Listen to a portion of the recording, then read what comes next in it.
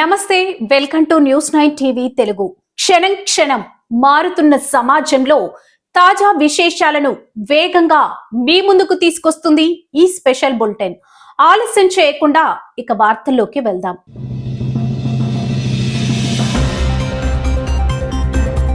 అకాల వర్షం, రైతన్న ఆవేదన.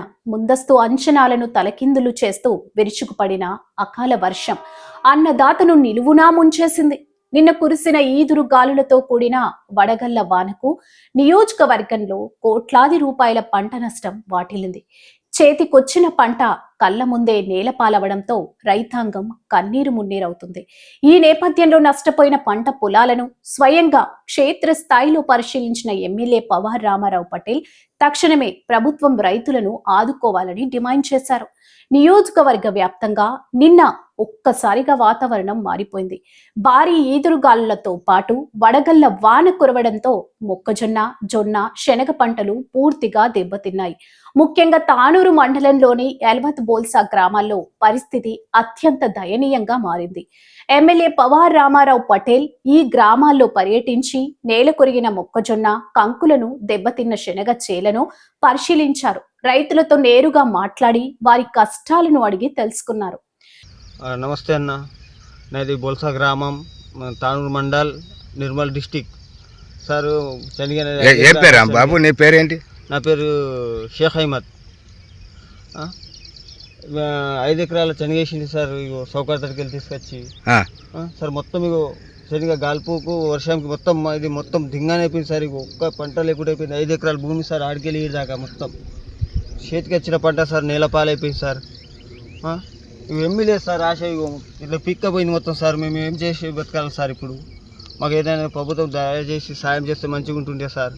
రైతు బంధు కూడా వేయటం లేదు, అది వేస్తే కొద్దిగా ఆశ ఉంటుండే, అది లేదు సార్. మాకు కొద్దిగా మా అక్కడ కొద్దిగా ఆలోచించాలి సార్ మీరు, ప్లీజ్ సార్.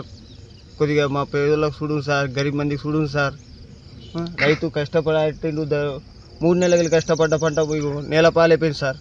సౌకర్య దగ్గరికి అప్పు తీసుకొచ్చినాం సార్.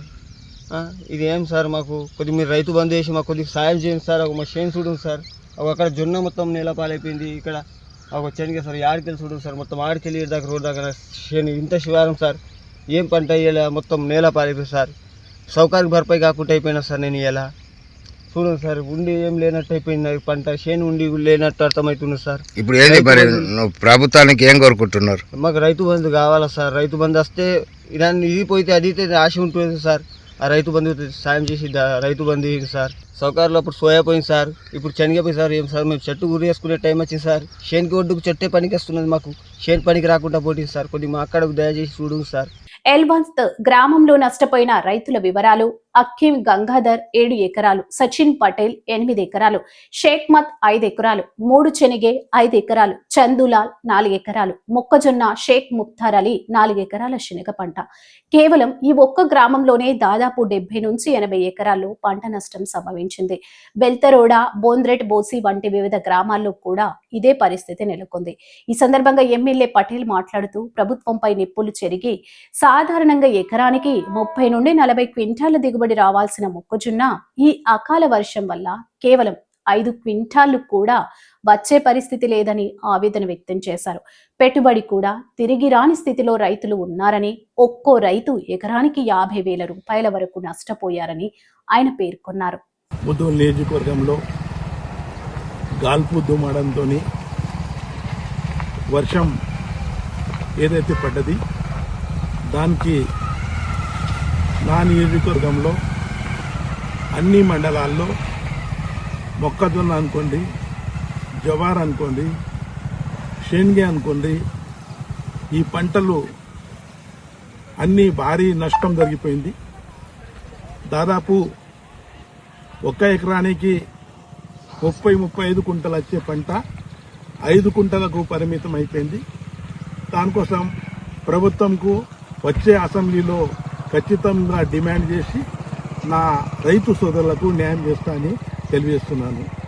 అదేవిధంగా నిన్న క్యాబినెట్లో జరిగిన ఏదైతే క్యాబినెట్ డిసిషన్ పిప్రీ ఎల్ఐ స్కీమ్ గురించి గత కొన్ని రోజుల నుంచి పెండింగ్ ఉన్న ప్రాజెక్టు రాత్రి క్యాబినెట్లో 77 కోట్లు మంజూరు చేసి ప్రభుత్వం పిప్రి విలేజ్కు అదేవిధంగా రాయ్పూర్ కాండి విలేజ్కు ఆ రోడ్డుకున్న ఉన్న నగర్ అనుకోండి, లోకేశ్వర్ అనుకోండి, నగర్ తాండా అనుకోండి, అన్ని విలేజెస్కు తాగునీరు దాదాపు 5,000 ఎకరాలకు సాగునీరు ఇవ్వడానికి నిన్న కేబినెట్ డిసిషన్ తీసుకున్నానికి ముఖ్యమంత్రి గారికి, ఉత్తమ్ కుమార్ రెడ్డి గారికి నా నియోజకవర్గ పరిషత్ తరఫున ప్రత్యేక ధన్యవాదాలు తెలియజేస్తున్నాను. గత ప్రభుత్వం ఓన్లీ రాయ్పూర్ కాండీకే పరిమితం చేసి పిప్రికి న్యాయం చేయలేదు. నేను వచ్చిన తర్వాత పిప్రి, రాయ్పూర్ కాండి, అదేవిధంగా నగరు, బాగాపూర్, లోకేశ్వర్ మండల్కు న్యాయం చేసినని సభాముఖంగా తెలియజేస్తున్నాను. వచ్చే జూన్ లోపట్లో ఖచ్చితంగా 5,000 ఎకరాలకి సాగునీరు అందిస్తాను.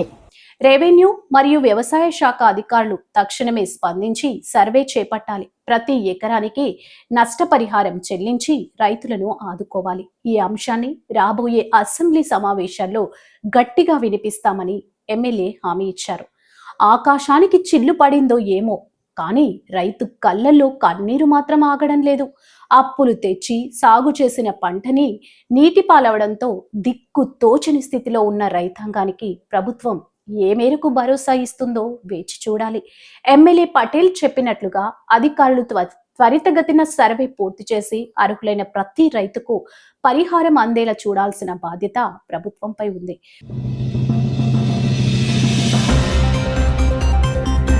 రోడ్డు భద్రతపై ముధోల్ పోలీసులు వినూత్న ప్రచారం. నిర్మల్ జిల్లా ముధోల్ నియోజకవర్గ కేంద్రంలో రోడ్డు ప్రమాదాల నివారణే ధ్యేయంగా పోలీసులు ప్రత్యేక చొరవ చూపారు. ప్రాణం పోయాక బాధపడడం కంటే ప్రాణం ఉన్నప్పుడే జాగ్రత్త పడడం మిన్నా అనే సందేశంతో వాహనదారుల్లో చైతన్యం నింపారు.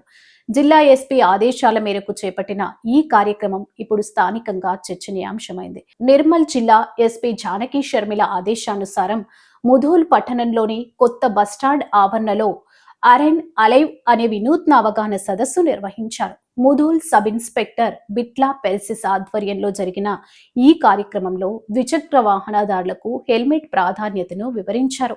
హెల్మెట్ ధరించడం అనేది కేవలం చలాన్ల నుంచి తప్పించుకోవడానికి కాదు, ప్రాణాలను కాపాడుకోవడానికి ఎస్ఐ బిట్లా పెర్సిస్ స్పష్టం చేశారు. ఒక వ్యక్తి ప్రమాదానికి గురైతే ఆ కుటుంబం మొత్తం వీధిన పడుతుందని, హెల్మెట్ ధరించడం ద్వారా మీ కుటుంబానికి మీరు భద్రత కల్పించిన వారవుతారని వాహనదారులకు హితవు పలికారు. బస్టాండ్ వద్ద వెళ్తున్న వాహనదారులను ఆపి హెల్మెట్ లేని వారికి కౌన్సిలింగ్ ఇచ్చారు. ప్రమాదం జరిగిన తర్వాత విలపించడం కంటే ముందు జాగ్రత్తగా హెల్మెట్ పెట్టుకోవడం ఎంతో మేలని వివరించారు. రోడ్డు ప్రమాదాల్లో మరణించే వారిలో అత్యధికులు తలకు గాయాలు కావడం వల్లే ప్రాణాలు కోల్పోతున్నారు. అరెన్ అలైవ్ అంటేనే క్షేమంగా ఇంటికి చేరడం అని అర్థం. ప్రతి ద్విచక్ర వాహనదారుడు బాధ్యతగా హెల్మెట్ ధరించాలి. ఈ కార్యక్రమంలో పోలీసులు కేవలం జరిమానాలతో సరిపెట్టకుండా వాహనదారుల మనసు మార్చేలా మాట్లాడడం విశేషం.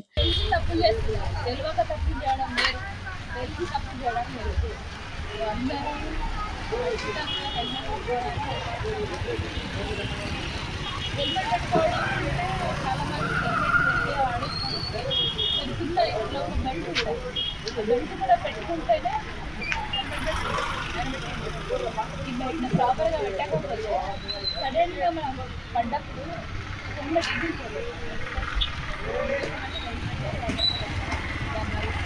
మన ప్రాణం ఇలా పడుతుంది. ఇంజురీస్ ఎక్కడైనా కూడా హెడ్ ఇంజురీ అయితే ట్రీట్మెంట్ ఉంటుంది, కానీ చాలా కన్ఫ్యూజన్ ఉంటుంది. మన గ్యారంటీ ఇవ్వరు. మనం ఎన్ని లక్షలైనా ఖర్చు పెట్టగలుగుతామేమో, కానీ అన్ని పెట్టిన తర్వాత గ్యారంటీగా మన ప్రాణానికి హాని లేకుండా అంటే 50-50 ఛాన్స్ ఇస్తాం. అంత రెచ్చగొట్టిందంటే మనం హెల్మెట్ పెట్టుకోవడం అన్నిటికంటే ఉత్తమం.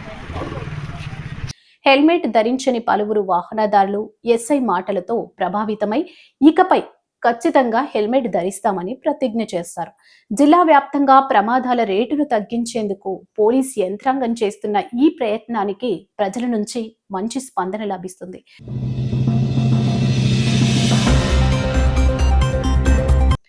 గుంతలో విద్యార్థులు, పవన్ కళ్యాణ్కి నిరసన సెగ. ఇది ఏపీ వార్తల్లో సంచలనం. అభివృద్ధి పథంలో దూసుకు పోతున్నామంటున్న ప్రభుత్వానికి క్షేత్రస్థాయి నుంచి వినిపిస్తున్న ఆక్రందన ఇది. విజయనగరం జిల్లా ఎస్కోట మండలం దారపర్తి పంచాయతీ శివారులో ఈ రోజు ఊహించని దృశ్యం ఆవిష్కృతమైంది. ఇది మామూలు నిరసన కాదు, పాలకుల కళ్ళు తెరిపించేలా విద్యార్థులు వేసిన బహిరంగ విన్నపం. ఏకంగా డిప్యూటీ సీఎం పవన్ కళ్యాణ్ ఫోటోను మెడలో వేసుకొని బురద గుంతలోకి దిగి, సార్ మాకు రోడ్డేయండి, మీకు దండం పెడతాం అంటూ గిరిజన విద్యార్థులు చేసిన ఆర్తనాదం ఇప్పుడు రాష్ట్ర వ్యాప్తంగా చర్చనీయాంశంగా మారింది. ఇది కేవలం ఒక రోడ్డు సమస్య మాత్రమే కాదు, ఈ వ్యవస్థ మీద, పాలన మీద గిరిజన బిడ్డలు సంధిస్తున్న సూటి ప్రశ్న. చూడండి ఈ దృశ్యాలు. గత 10 ఏళ్లుగా ఇదే పరిస్థితి. వర్షం పడితే చాలు ఈ దారిపర్తి దారి నరకానికి ద్వారంలా మారుతుంది. చదువుకోవడానికి వెళ్లాలన్నా, అనారోగ్యం వస్తే ఆసుపత్రికి చేరాలన్నా అడుగడుగున ప్రాణ సంకటమే. డిప్యూటీ సీఎం పవన్ కళ్యాణ్ గ్రామ సభలు నిర్వహించి పల్లెల రూపురేఖలు మారుస్తామని పదే పదే చెబుతున్నారు. కానీ ఇక్కడి విద్యార్థులు మాత్రం, సార్ మీ మాటలు వింటున్నాం కానీ మా రోడ్డు మీద అడుగులు మాత్రం పడడం లేదు అని నిరసన వ్యక్తం చేస్తున్నారు. మాకు రోడ్డు వేయండి, చదువుకుంటాం రోజు 12 కిలోమీటర్లు కొండ దిగుతున్నాం. డిప్యూటీ సీఎం సార్ మాకు రోడ్డు వేయండి, మీకు దండం పెడతాం. డిప్యూటీ సీఎం సార్ మీకు దండం పెడతాం, మీకు రోడ్డు వేయండి, మాకు రోడ్డు వేయండి.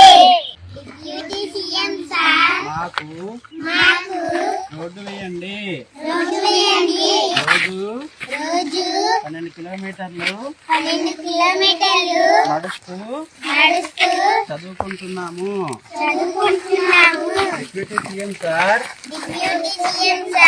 మాకు రోడ్డు వేయండి, మేము చదువుకుంటాము. డిప్యూటీ సీఎం సార్ మాకు రోడ్డు వేయండి. రోజు 12 కిలోమీటర్లు నడుస్తూ చదువుకుంటున్నాం. డిప్యూటీ సీఎం సార్ మాకు రోడ్డు వేయండి. ఇక్కడ ప్రశ్న ఒకటే, పవన్ కళ్యాణ్ ఫోటోను, నిరసనను ఎందుకు వాడుకున్నారు? ఇది ఆయన మీదున్న నమ్మకమా, లేక ఆయన శాఖలు, పంచాయతీరాజ్, గ్రామీణ అభివృద్ధి సరిగ్గా పనిచేయడం లేదని చెబుతున్న అసహనమా? అధికారులు ఏసీ రూముల్లో కూర్చొని ఇచ్చే నివేదికలు, ఈ బురద గుంతల్లో విద్యార్థులు పడుతున్న ఇబ్బందులు పొంతన ఎక్కడుంది? అవును, ఈ నిరసన వెనుక ఉన్న వ్యత చాలా పెద్దది. గిరిజన ప్రాంతాల్లో రోడ్ల పరిస్థితి దారుణంగా ఉంది. కూటమి ప్రభుత్వం వచ్చిన తర్వాత మార్పు వస్తుందని ఆశించిన విద్యార్థులు ఇప్పుడు నేరుగా డిప్యూటీ సీఎంను టార్గెట్ చేయడం రాజకీయంగా పెద్ద దుమారానికి దారితీస్తుంది. మెడలో ఫోటో వేసుకొని చేతులు జోడించి వారు అడుగుతుంది విలాసవంతమైన భవంతులు కాదు, కేవలం మనుషులు నడవగలిగే రోడ్డు మాత్రమే. మరి ఇప్పటికైనా యంత్రాంగం స్పందిస్తుందా? వారాహి వాహనం మీద పర్యటించి ప్రజల కష్టాలు తెలుసుకునే పవన్ కళ్యాణ్ తన ఫోటో మెడలో వేసుకుని గుంతలో కూర్చున్న ఈ గిరిజన బిడ్డల గోడు వింటారా? ఈ నిరసన వీడియో ఇప్పుడు సోషల్ మీడియాలో వైరల్ అవుతుంది. ఇది ప్రభుత్వానికి హెచ్చరిక లేక ప్రజల ఆసక్తిత? వేచి చూడాలి.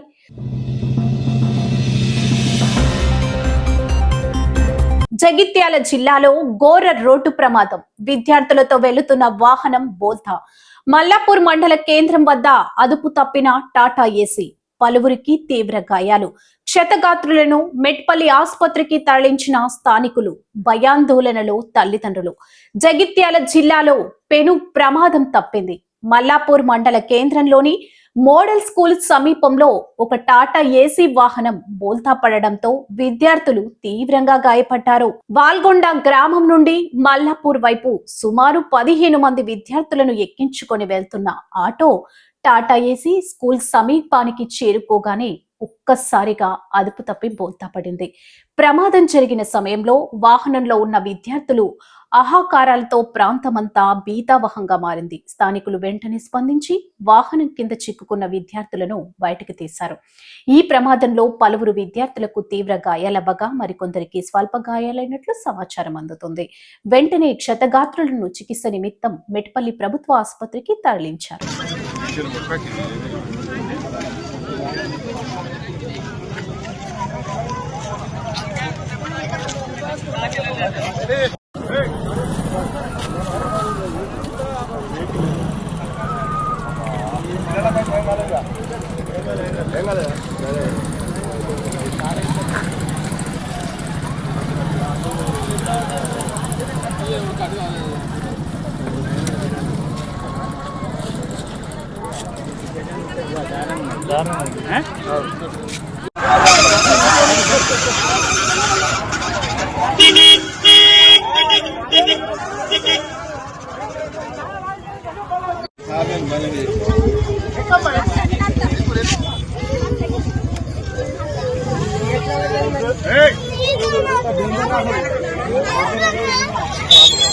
ప్రస్తుతానికి అందిన సమాచారం ప్రకారం పరిమితికి మించి విద్యార్థులను వాహనంలో ఎక్కించడం, అదీ కాక అతి వేగమే ఈ ప్రమాదానికి ప్రధాన కారణమని స్థానికులు ఆరోపిస్తున్నారు. టాటా ఏసీ వంటి సరుకు రవాణా వాహనాల్లో విద్యార్థులను తరలించడంపై ఇప్పుడు పలు విమర్శలు వ్యక్తమవుతున్నాయి. మోడల్ స్కూల్ కు కూతవేటు దూరంలోనే ఈ ప్రమాదం జరగడంతో స్కూల్ సిబ్బంది, ఇతర విద్యార్థులు ఒక్కసారిగా దిగ్భ్రాంతికి గురయ్యారు. సంఘటన స్థలానికి చేరుకున్న పోలీసులు వాహనాన్ని స్వాధీనం చేసుకున్నారు. డ్రైవర్ అజాగ్రత్త వల్ల ఈ ప్రమాదం జరిగిందా, లేక సాంకేతిక లోపం ఏదైనా ఉందా అనే కోణంలో పోలీసులు ఆరా తీస్తున్నారు. బాధ్యులపై కఠిన చర్యలు తీసుకుంటామని అధికారులు స్పష్టం చేశారు. ఆసుపత్రి వద్ద తమ పిల్లల పరిస్థితిని చూసి తల్లిదండ్రులు కన్నీరు మున్నీరుగా విలపిస్తున్నారు.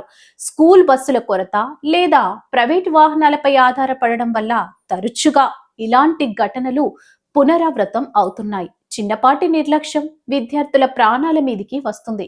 దీనిపై విద్యాశాఖ అధికారులు మరియు రవాణా శాఖ అధికారులు కఠిన నిబంధనలు అమలు చేయాల్సిన అవసరం ఎంతైనా ఉంది.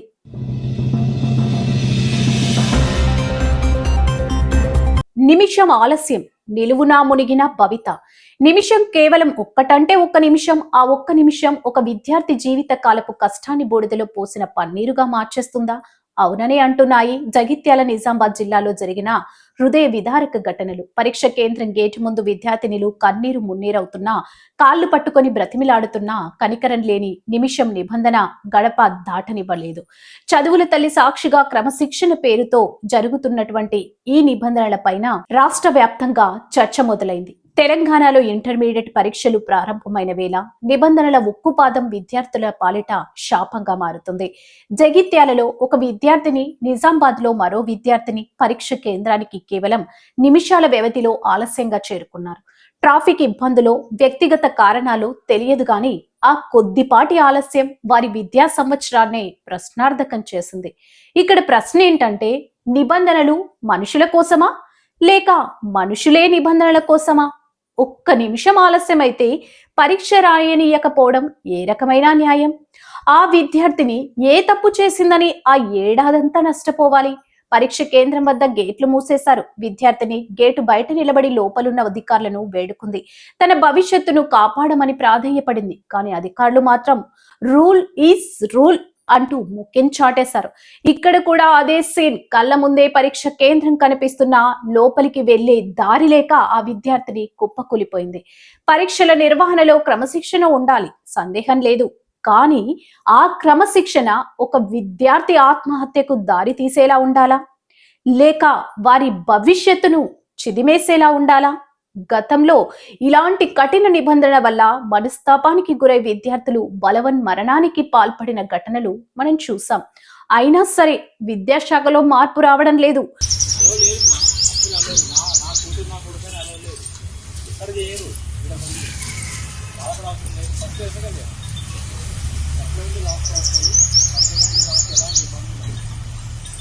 నెక్స్ట్ ఎగ్జామ్ అయితే 3వ రోజు ఉంటుంది. టైం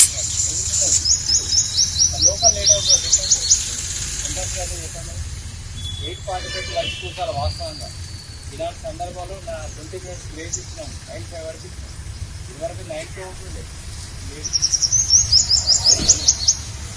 अलग प्लीज सर छोड़ो ना बंद कर से जल्दी आ अलग सर प्लीज प्लीज प्लीज अलग सर प्लीज आप समझो सर पापा अरे पूरा सीसी कैमरा रहता है सेंटर में देख लेता हूँ अलग सर प्लीज अरे हम देख लेते हैं वो మాకు కూడా ఏదో కన్ఫ్యూజన్ ఉంటుంది प्लीज प्लीज ఏం చేయలేము ఆ సీసీ కెమెరాలో టైం రికార్డ్ అవుతా జీ బదులుతున్నా अलग प्लीज सर प्लीज अलग सर प्लीज तोंदर रावाला 5 मिनट्स टाइम एक्स्ट्रा इच्छी आज तक टाइम होगा अरे वो बच्चा भी चले जाता देखो अब तक कह रहा हूँ पूरा साल वेस्ट हो जाता है सर प्लीज अलग सर प्लीज साल वेस्ट हो जाता सर अलग प्लीज सर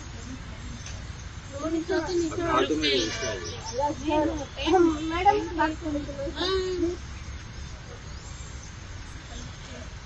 अलग सर प्लीज प्लीज ना सर प्लीज अलग सर प्लीज वन सा कैसे जल्दी सर आज तक टाइम होगा घर पर कोई नहीं थे आज तक टाइम होगा ना पापा भी नहीं थे घर पे आप चाहे तो कॉल करके पूछ सकते पापा से अलग सर प्लीज पूरा अपना काम आपको तो जरा हम अकेले कब जल्दी निकले घर से अलग सर प्लीज ట్రాఫిక్ జామ్ కావచ్చు, బస్సు రాకపోవచ్చు, లేదా అనుకోని ప్రమాదం జరగవచ్చు. మానవీయ కోణంలో ఆలోచించి కనీసం 5 నుండి 10 నిమిషాలు వెసులుబాటు కల్పించాల్సిన అవసరం లేదా? అధికారులారా, మీరు కాపాడుతుంది నిబంధననా లేక విద్యార్థుల భవిష్యత్తునా? ఒక్కసారి ఆలోచించండి. విద్యార్థిని స్థానంలో మీ బిడ్డ ఉంటే ఇలాగే గేటు బయట నిలబెట్టేవారా? ఈ మొండి పట్టుదల ఎవరి కోసం? ఈ ఘటనపై ప్రభుత్వం వెంటనే స్పందించాలి. నిమిషం ఆలస్యమైన అనుమతించకూడదనే నిబంధనలు సమీక్షించాలి. విద్యార్థుల శ్రమను, వారి తల్లిదండ్రుల ఆశలను ఇలా నిబంధనల పేరుతో తుంచేయడం సరైంది కాదు. దీనిపై మీ అభిప్రాయం ఏంటో మా సోషల్ మీడియా వేదికల ద్వారా తెలియజేయండి.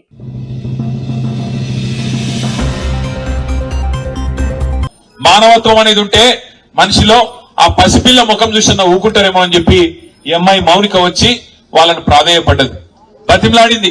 అన్నా వదిలిపెట్టండి అన్నా, చచ్చిపోతాడన్నా, కొట్టకండి అన్నా, పసిగుడ్డు ముఖం చూసి తండ్రిని వదిలిపెట్టండి అన్నా అని అడిగితే దుర్మార్గుడు మానవ మృగం లాంటి మనిషి వాడెవడో చెత్తనా కొడుకు, వాడు కాలితో తంతే ఆ పాపని, ఇవాళ పాప చనిపోయింది.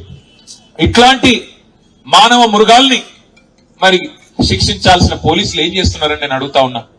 మరి మౌనిక పోయి, గణేష్ పోయి మా బిడ్డ మీద దాడి జరిగింది, మా మీద దాడి జరిగింది, దయచేసి కంప్లైంట్ తీసుకోండి అంటే లేదు లేదు మీరు సరిగ్గా రాసియలేదంటాడట. నేను అడుగుతున్నా పోలీస్ అధికారిని, నీకు ఉద్యోగం ఇచ్చింది ఈ రాష్ట్రం, నీకు జీతం ఇచ్చేది ఈ రాష్ట్ర ప్రజలు. రేవంత్ రెడ్డి కాదు, ఆయన తొత్తులు కాదు. నువ్వు చేయాల్సింది, సేవ చేయాల్సింది బాధితులకు. ఎవరి మీద అయితే దాడి జరిగిందో వాళ్ళు వచ్చి నీకు షికాయత్ చేస్తే, కంప్లైంట్ ఇస్తే అది కరెక్ట్ గా లేదంటవా? సోమోటోగా తీసుకోవాలి. నువ్వు తప్పు జరిగితే సోమోటో తీసుకోవాలి. సోమోటో అంటే నీ ఎంచట నీవే స్వచ్ఛందంగా తీసుకోవాలి. వాళ్ళు షికాయత్ చేసే అవకాశం కూడా ఇవ్వద్దు. కానీ నువ్వేం చేసినావు?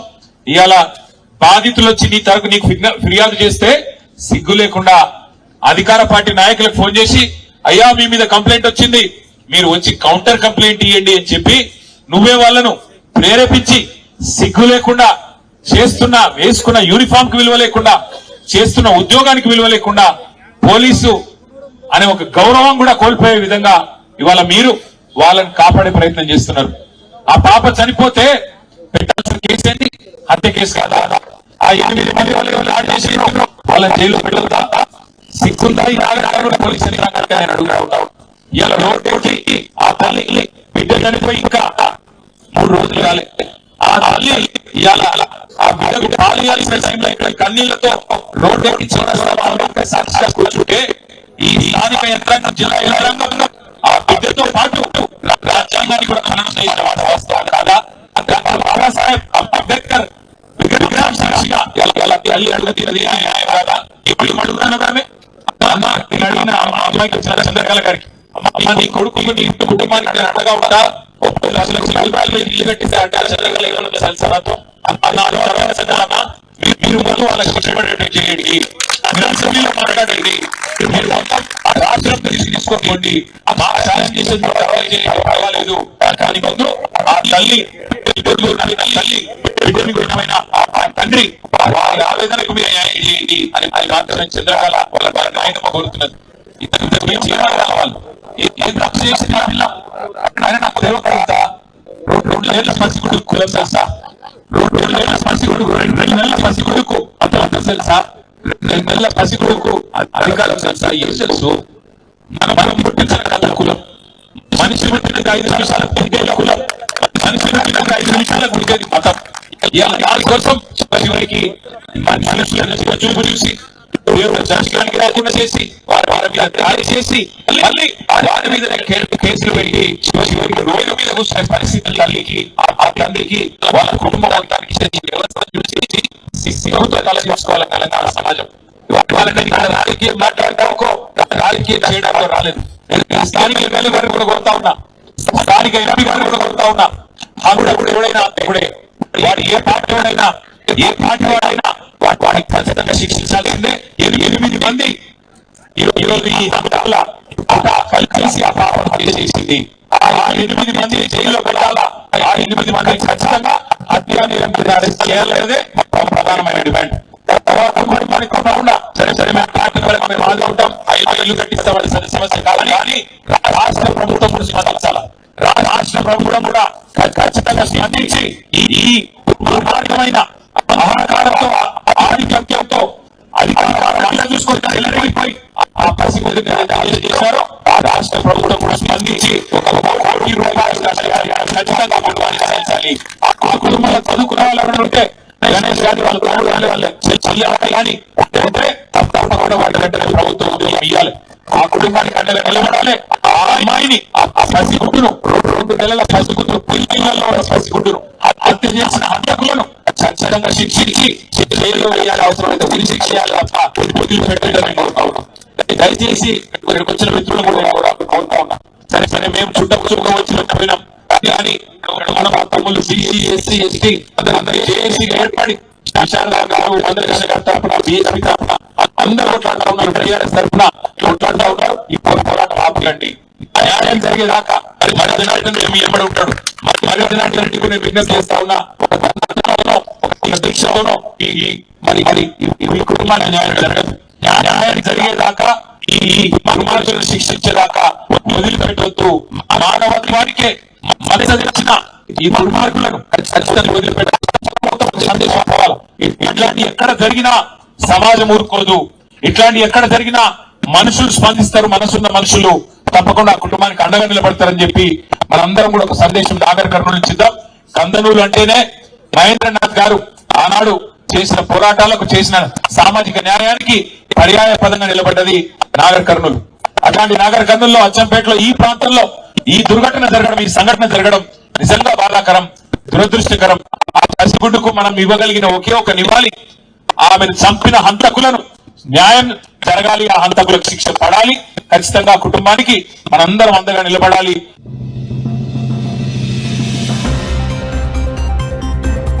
తానూరు మండలంలో అభివృద్ధి పనుల జోరు.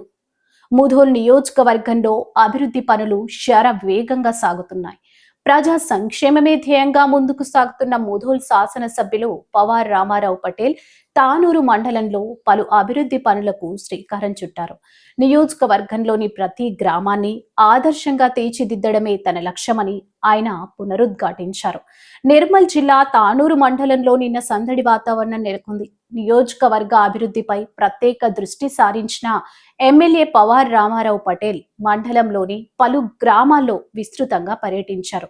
ముఖ్యంగా మహిళా సంక్షేమం, మౌలిక సదుపాయాల కల్పనకు ప్రాధాన్యతను ఇస్తూ వరుస శంకుస్థాపనలు చేశారు. తానూరు మండలంలోని ఎల్వత్, వాడోనా మరియు కోలూరు గ్రామాల్లో మహిళా శక్తిని మరింత బలోపేతం చేసే దిశగా అడుగులు పడ్డాయి. ఈ 3 గ్రామాల్లో నూతనంగా నిర్మించనున్న మహిళా సమైక్య సంఘ భవనాల నిర్మాణానికి ఎమ్మెల్యే రామారావు పటేల్ శాస్త్రోక్తంగా భూమి పూజ నిర్వహించి పనులను ప్రారంభించారు. మహిళలు ఒక చోట చేరి తమ సమస్యలను చర్చించుకోవడానికి, ఆర్థిక అభివృద్ధికి ప్రణాళికలు సిద్ధం చేసుకోవడానికి ఈ భవనాలు ఎంతగానో ఉపయోగపడతాయని ఆయన ఈ సందర్భంగా పేర్కొన్నారు. భవన నిర్మాణాలతో పాటు రవాణా సౌకర్యాల మెరుగుదలకు కూడా ప్రాధాన్యత ఇచ్చారు. ఎల్వత్ గ్రామంలో సుమారు 2 లక్షల రూపాయల నిధులతో నిర్మించనున్న గ్రావెల్ రోడ్డు పనులకు ఎమ్మెల్యే శంకుస్థాపన చేశారు.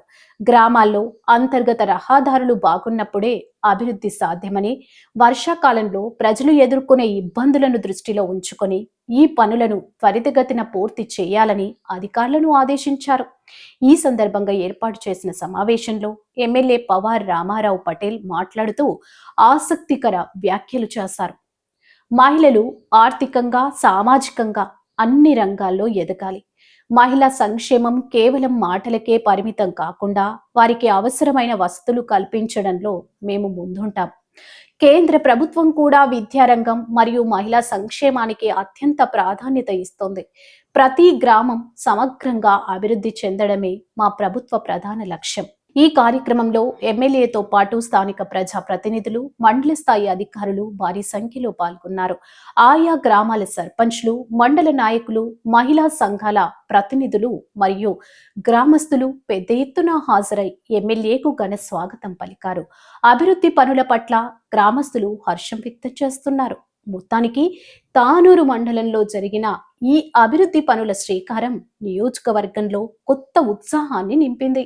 రానున్న రోజుల్లో మరిన్ని నిబంధనలతో మండల రూపురేఖలు మారుస్తామని ఎమ్మెల్యే ధీమా వ్యక్తం చేశారు.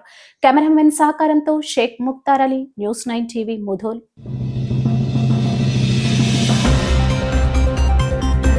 వేగమే మా మార్గం, వార్తలే మా లక్ష్యం. నిరంతరం సమాజ హితం కోసం శ్రమిస్తూనే ఉంటాం. మరిన్ని స్పీడ్ న్యూస్ బులెటిన్స్ కోసం చూస్తూనే ఉండండి న్యూస్9 టీవీ తెలుగు.